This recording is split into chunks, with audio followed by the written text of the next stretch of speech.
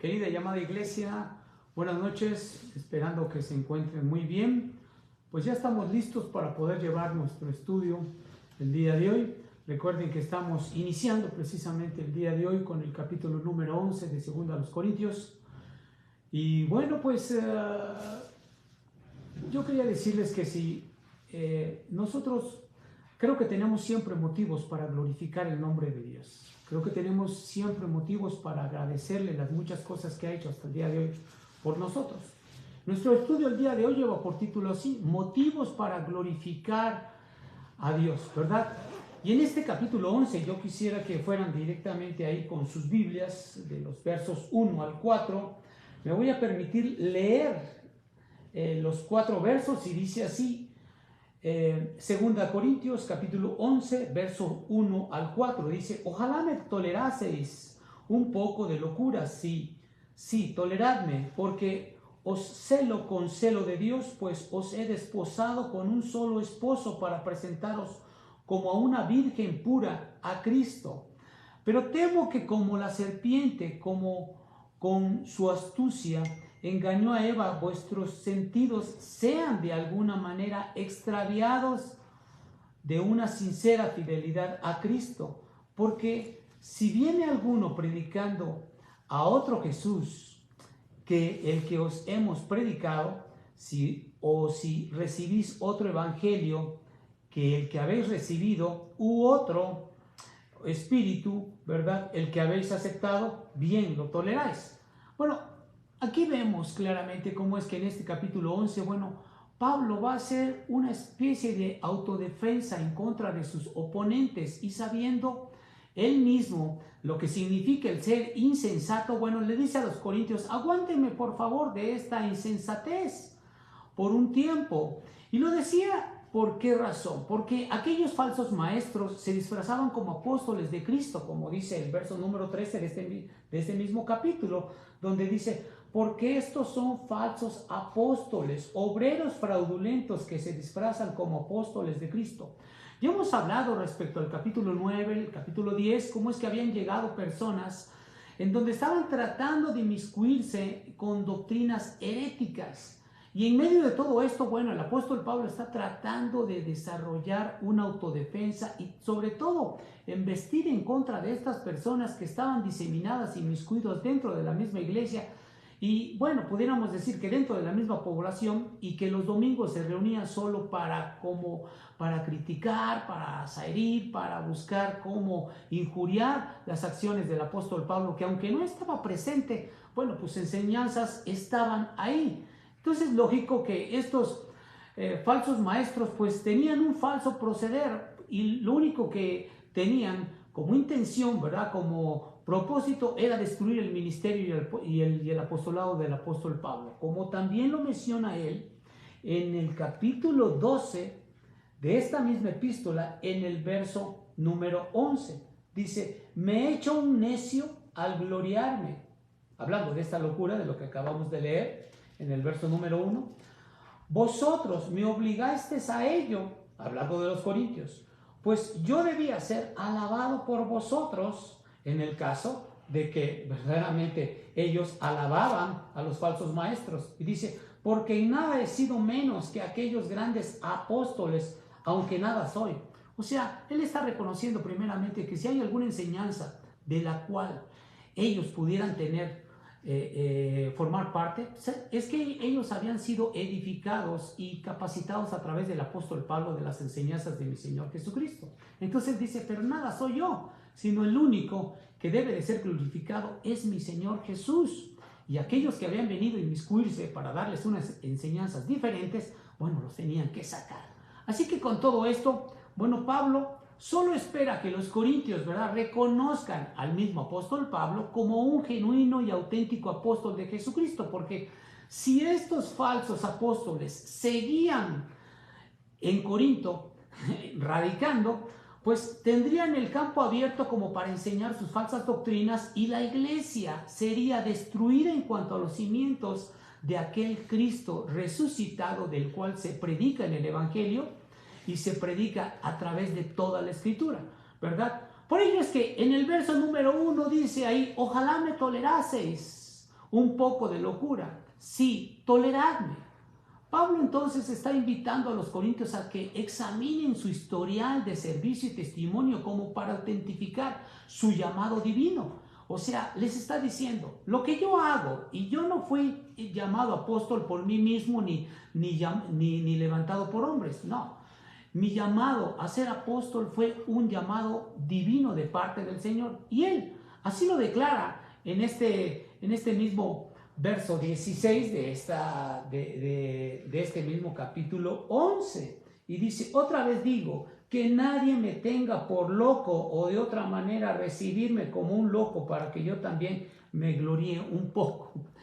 Está diciendo, caray, pues si ustedes creen que yo me estoy glorificando por mí mismo, pues permítanme ser insensato, porque estos que han venido son unos insensatos que han tratado de inmiscuirse dentro de la iglesia, tratando de dar algunas enseñanzas que son heréticas y que no van a llevar a ningún lado, ¿verdad? Entonces, lo que estaba tratando de hacer es que el apóstol consideraba una locura que ellos no pensaran que el verdadero evangelio lo había predicado el mismo apóstol Pablo. Entonces Pablo lo único que quiere es mostrar la pureza con que la misma iglesia debía de conducirse, ¿verdad? Y cómo es que esta iglesia debía de ser presentada directamente a nuestro Señor. Por ello es que ahí en el verso número 2 menciona algo muy importante. En el verso 2 del capítulo 11 dice, porque os celo con celo de Dios, pues os he desposado con un solo esposo para presentaros como a virgen pura a Cristo. Y aquí vemos un primer motivo para glorificar a Dios. ¿Cuál es este primer motivo? Bueno, tener un celo por Dios o tener un celo por la persona de Jesucristo.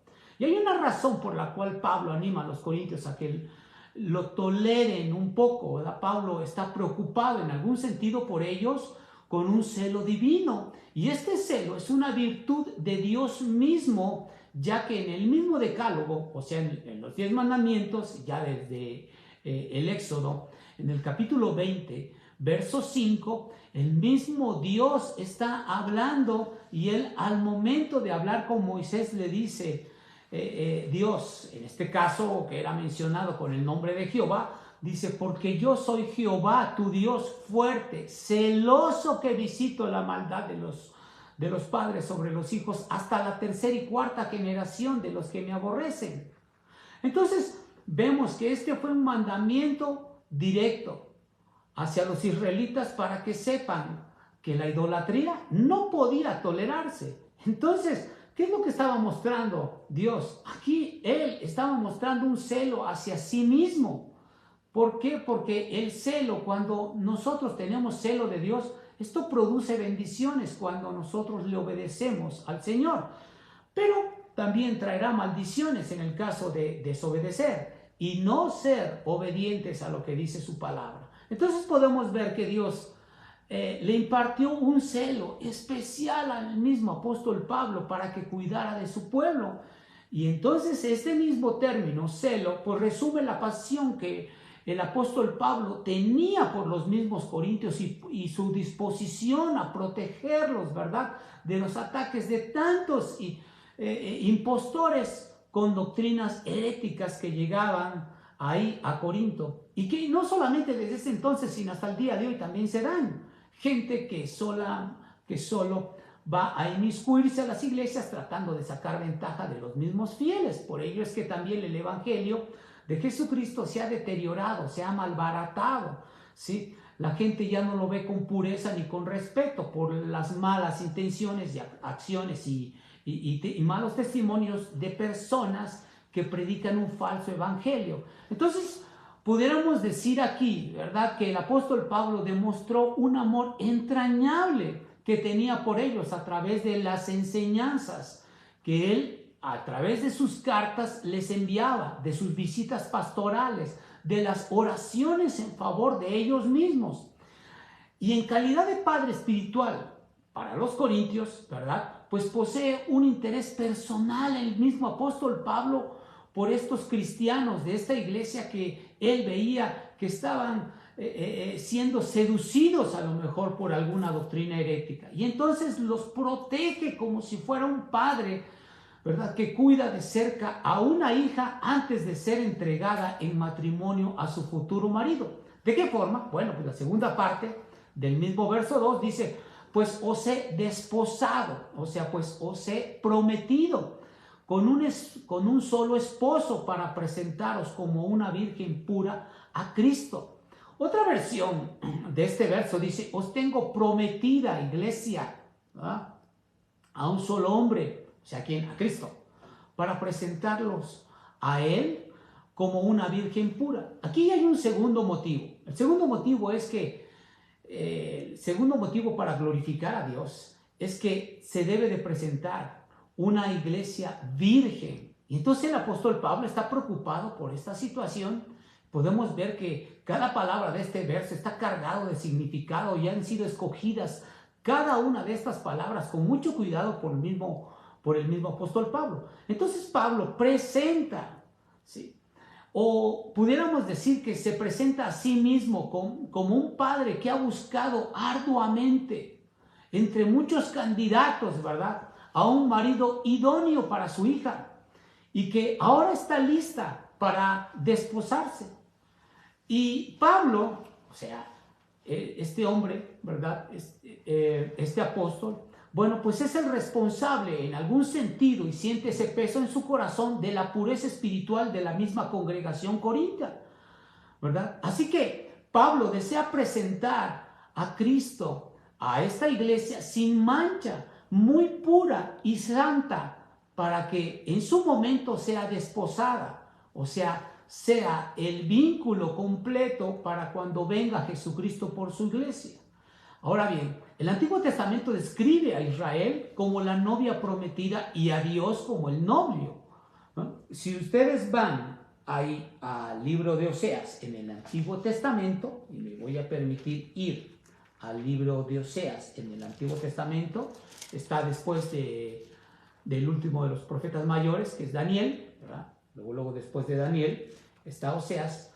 En el capítulo número 2, versos 19 y 20, hay una promesa de parte del Señor hacia el pueblo, hacia aquellos escogidos del Señor, ¿verdad? Y dice, y te desposaré conmigo para siempre, te desposaré conmigo en justicia, juicio, benignidad y misericordia, y te desposaré conmigo en fidelidad y conocerás a Jehová. O sea, ¿qué está diciendo aquí nuestro Dios como promesa?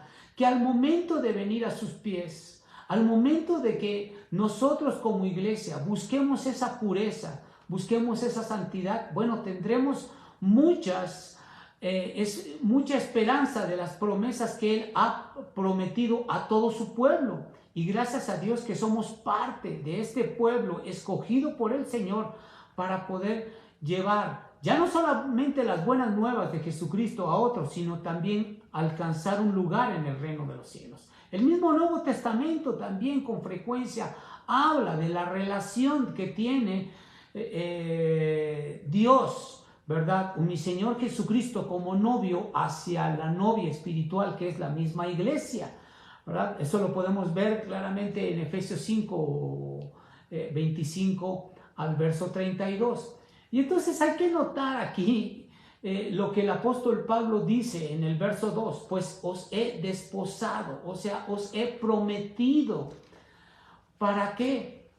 Para que encajen los dos, o sea, tanto Cristo como la iglesia, para tener armonía, para tener comunión y vivir en matrimonio.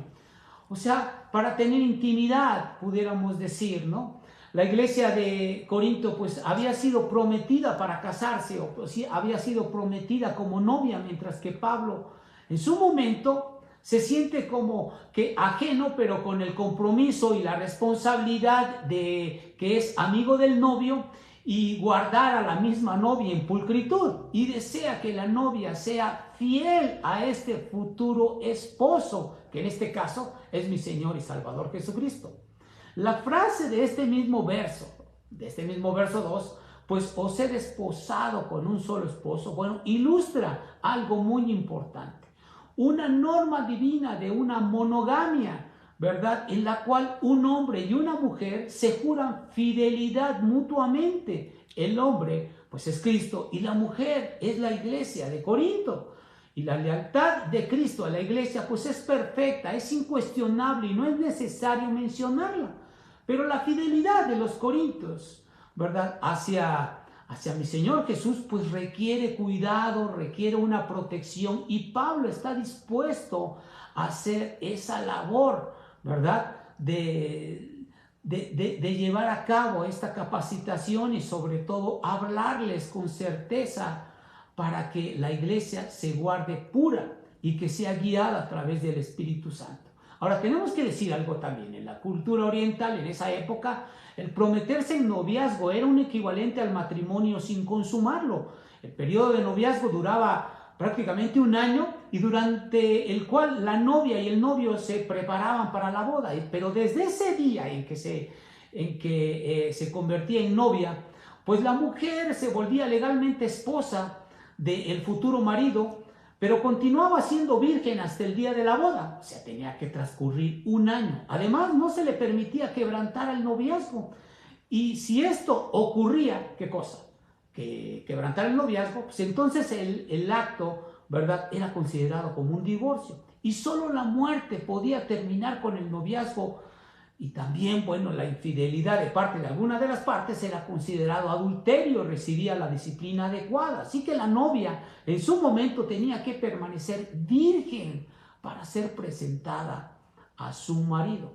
Entonces, con todo ello, Pablo se esforzaba por mantener, ¿verdad?, a una iglesia incontaminada, o sea, pura, santa, de toda, y bueno, pudiéramos decir, alejada de toda doctrina herética, contraria al Evangelio, y así ser presentada a Jesucristo.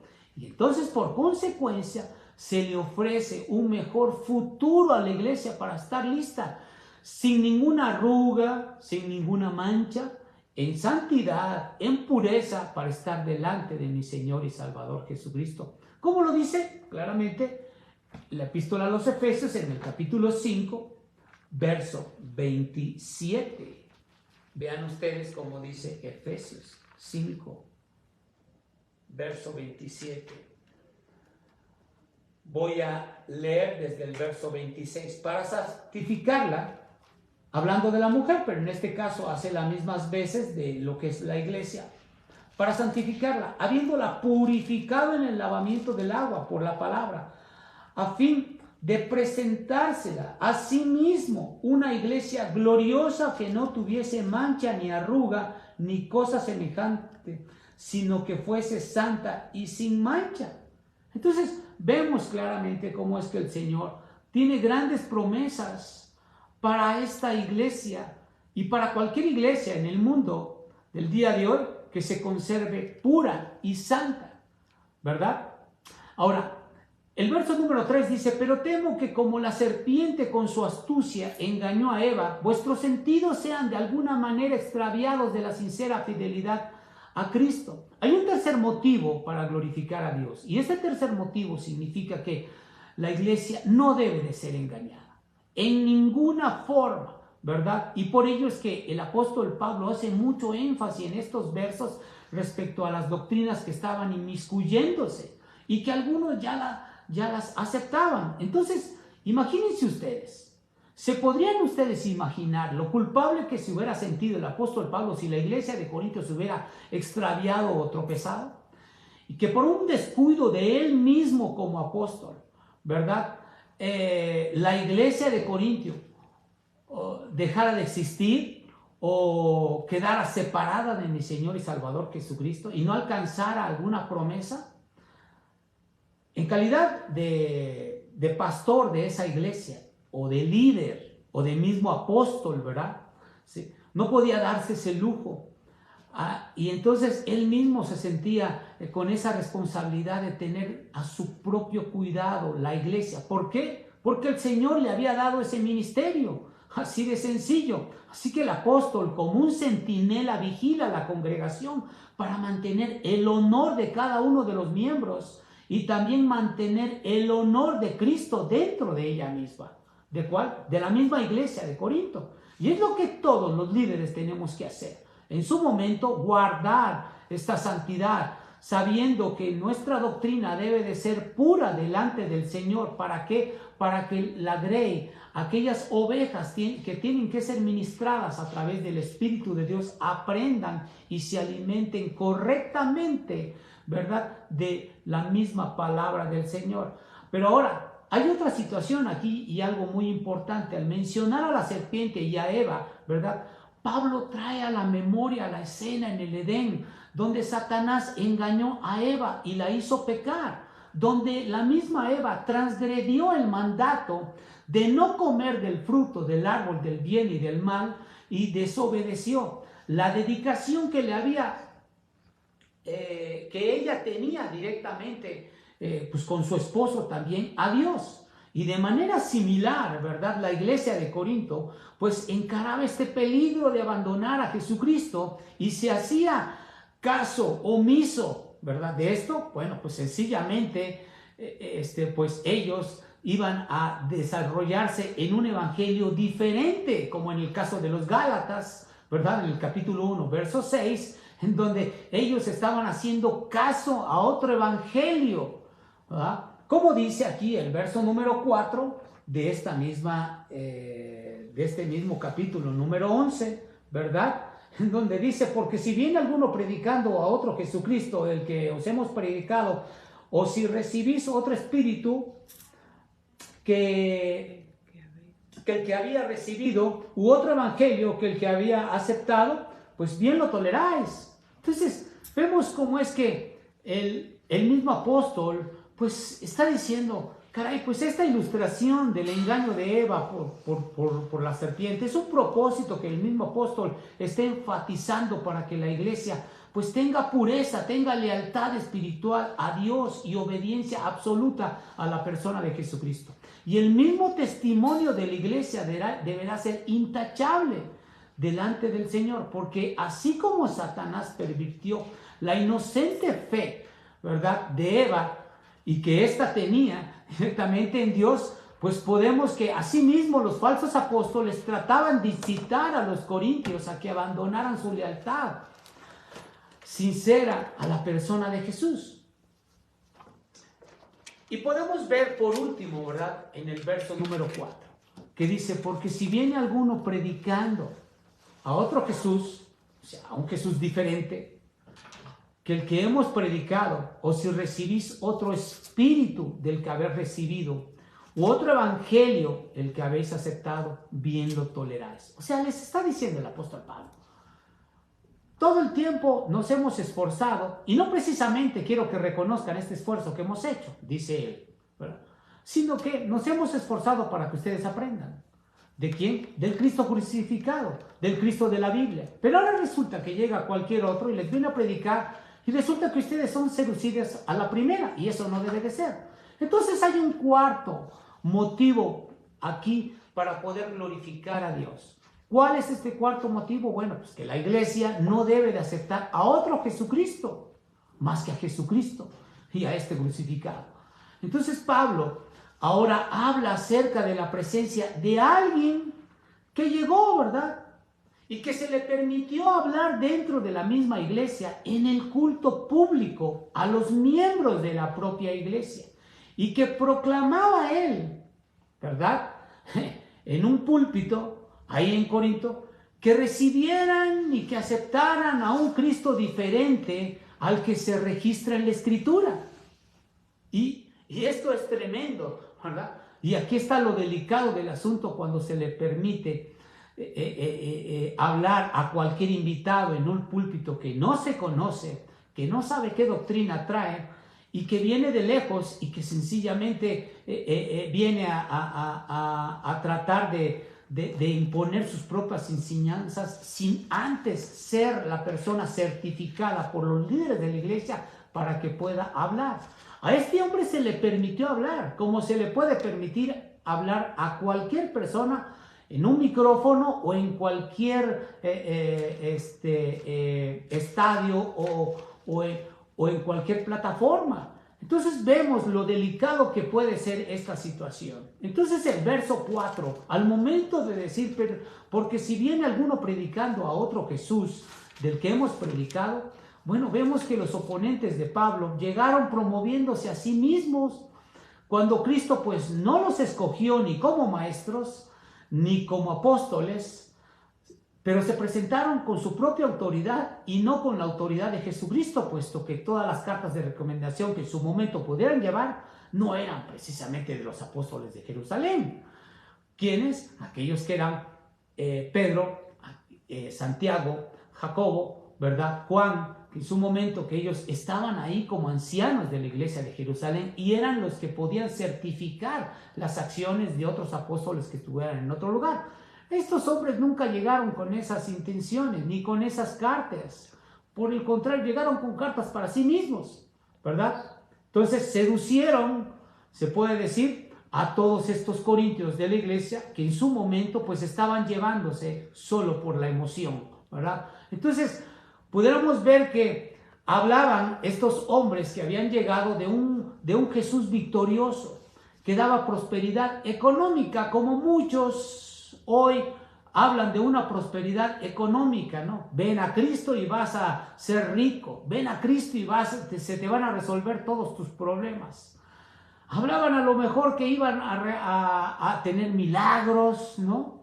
Que iban a tener mucho dinero y predicaban las buenas nuevas, inclusive inspiraban a multitudes con buenas intenciones, pero se les olvidaba mencionar el sufrimiento, la humillación y la muerte de Jesús en la cruz. O sea, no estaban ellos predicando un evangelio completo, sino que estaban predicando un evangelio diferente al que el mismo apóstol Pablo había enseñado en Corinto, y estaba enseñando a este Jesucristo crucificado. Ahora, el mismo verso 4 dice, y os recibís otro espíritu del que habéis recibido. Los intrusos ofrecían un espíritu inmundo en lugar del Espíritu Santo, ya que este espíritu inmundo o este espíritu mundano pues esclaviza o esclavizaba a la gente, y hasta el día de hoy lo sigue haciendo este espíritu inmundo, y llena los corazones de temor, ¿verdad? Era un espíritu que carecía de amor, de gozo, de paz, de paciencia, de amabilidad, de benignidad, de bondad, de fidelidad, ¿verdad? De dominio propio. ¿Por qué razón? Porque cuando el Espíritu Santo viene a nuestras vidas, diferente de este espíritu del que estamos hablando y de que estos hombres estaban predicando, el amor y el gozo y la paz en el cristiano son evidentes. Cuando una persona no tiene paz, no tiene tranquilidad, vive con tremendas ansiedades, pues han creído a espíritus inmundos, pervertidos, espíritus que no son precisamente de Dios, porque el Espíritu de Dios trae paz, consuelo al corazón y hace que la gente apacigüe todo lo que trae y lo deposite delante del Señor, para que el Señor también haga bien a través de su Santo Espíritu dentro del corazón del mismo creyente. La última parte del verso dice, u otro evangelio del que os habéis recibido, bien toleráis. Pablo predicó el evangelio de Jesucristo, el cual fue recibido por fe entre los mismos corintios. Y cuando estos creyeron en Jesús, bueno, recibieron el evangelio porque fueron dirigidos por el Espíritu Santo a hacerlo. Ellos no hubieran recibido el Espíritu de Dios. Ellos no hubieran entendido, a pesar o a costa, ¿verdad?, de que alguien les hubiera hablado de Jesús. Ellos recibieron el Espíritu Santo y conocieron al Señor porque el apóstol Pablo predicó un evangelio claro, auténtico, genuino de parte de la Escritura. Ahora, ¿qué podemos decir también con esto? Que aunque existían amenazas constantes en ese entonces de recibir pues, un evangelio diferente, como hasta el día de hoy en muchos lugares se recibe un evangelio diferente. Pero Pablo recalca que ni él ni nadie de su cuerpo de colaboradores, bueno, habían distorsionado jamás la palabra del Señor. Esto lo dice ahí claramente en el capítulo 4 de Segunda a los Corintios, ¿verdad? En el verso número 2, dice ahí, dice, antes bien renunciamos al oculto y vergonzoso, no andando con astucia ni adulterando la palabra de Dios, sino por la manifestación de la verdad, recomendándonos a toda conciencia humana delante de Dios. O sea, el apóstol Pablo dice, si realmente estamos haciendo algo malo, bueno, pues la propia conciencia y el propio Espíritu de Dios que nos lo demande, ¿verdad? Entonces, aquí vemos cómo es que el apóstol Pablo tenía ese celo de parte del Señor y tenía muchos motivos por los cuales glorificar a nuestro Dios. Esta última parte que menciona el verso 4 dice, u otro evangelio de que el que habéis aceptado, bien lo toleráis. Los cambios doctrinales dentro de la misma iglesia se presentaban gradualmente para que los miembros de la iglesia, cuando estaban estos falsos apóstoles, pues difícilmente se dieran cuenta. O sea, una doctrina herética o una falsa doctrina entra gradual y progresiva dentro de cualquier iglesia. Pero ¿qué consecuencias hay cuando se presenta a un Jesús que no experimentó el sufrimiento, que no experimentó la humillación, que no experimentó la muerte? Bueno, la gente solo quiere recibir bendiciones, pero no quiere llevar ninguna responsabilidad. Estamos diciendo que cuando se predica a un Jesucristo que no experimentó sufrimiento, que solamente trae prosperidad, bueno, pues la gente solo quiere los beneficios, pero ninguna responsabilidad delante de Dios. ¿Qué efectos también podría tener el hecho de proclamar a un Jesús que no se humilló a sí mismo y que no llegó a ser obediente hasta la muerte? Bueno, pues que la gente no necesita humillarse para pedirle perdón a Dios por sus pecados, así de sencillo. ¿Y cuál sería el resultado de predicar a Jesucristo sin mencionar el derramamiento de sangre? El libro de los Hebreos habla y dice claramente de este asunto, ¿verdad? En la epístola a los Hebreos, en el capítulo 9, verso 22, menciona claramente ahí, y dice así, y casi todo es purificado según la ley con sangres, y sin derramamiento de sangre no se hace remisión. ¿Qué es lo que está diciendo el apóstol Pablo aquí con estos versos, ¿verdad? Con todo lo que hemos expuesto. ¿Qué es lo que dice la epístola de los Hebreos, ¿verdad? Que no sabemos quién fue el escritor. Sencillamente que si no se predica el sacrificio de Jesucristo, si no se predica la cruz de Cristo, si no se predica la muerte y la resurrección de Jesucristo al tercer día, pues la gente no va a entender en su propio corazón el significado de los méritos de Jesús en la cruz. No va a buscar la santidad, mucho menos va a buscar santificarse constantemente, y más aún no va a reconocer y no va a entender, ¿verdad?, el proceso que debe de tener de santidad a través del tiempo que tiene en esta tierra, y que debe de vivir con pureza y sobre todo viviendo siempre glorificando al Dios de los cielos, que es la persona de Jesucristo, que es nuestro Señor y Salvador.